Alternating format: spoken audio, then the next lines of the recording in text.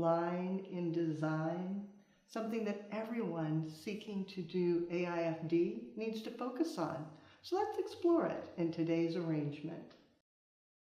The vessel, a pottery vase from my shelf. It's an antique. No, you can't find it. You'll have to find something similar. I lined it with plastic, midnight foam, and then the inspiration was to think about fire colors. I had beautiful red anthurium, heliconia, and pincushion protea, bold and fabulous. Many of you know, when you're taking classes with me, I start with the emphasis when I design and then go to line.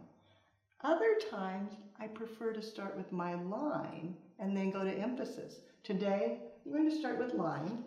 The anthurium, their faces already draw your eye outward. So giving them a cut, placing it in, determining how long, and then pulling the eye on in, shortening it, making sure their faces continue. And then one more, drawing your eye all the way back towards the center of the design, tucking it low, then thinking about bringing the line up. The heliconia will be wonderful for that. Thinking about where my stem is, binding point, all the things we pay attention to in the classroom. Adjusting these, and then placing it in. And I can repeat, bringing in another to make it even taller. To finish the line, I need to balance on this side. So using some pincushion protea with this nice curvature, giving it a break, cutting it down, and then letting it come out and curl back in so that it visually draws your eye inward, and then repeating that down below.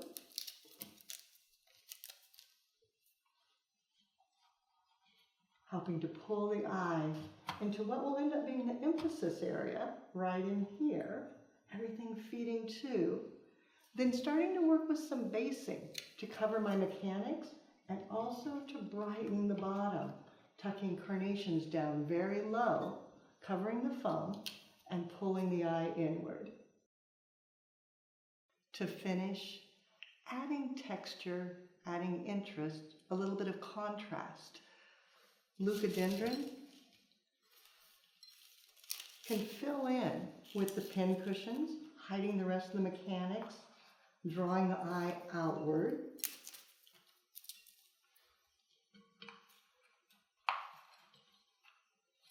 Carrying the eye through from side to side. Then scabiosa pods coming to the front. Maybe not quite that long. Filling it in, pulling the eye out, and then tucking it in shorter, shadowing, adding some texture and some interest, drawing the eye inward with the anthurium. And then craspedia, to take that beautiful yellow from the carnations and bring it upward towards the center.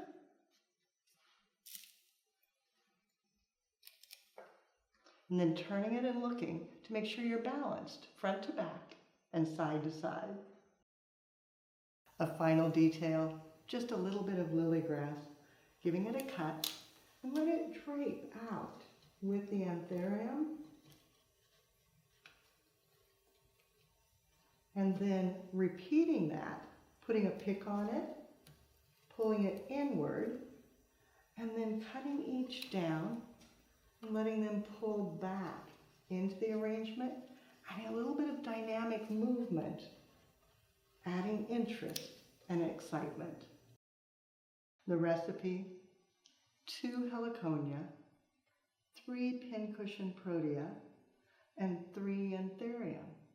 Then to finish it off, I used 3 stems of leucodendron, 10 stems of scabiosa, 10 yellow carnations, 8 craspedia, and then 6 strands of lily grass.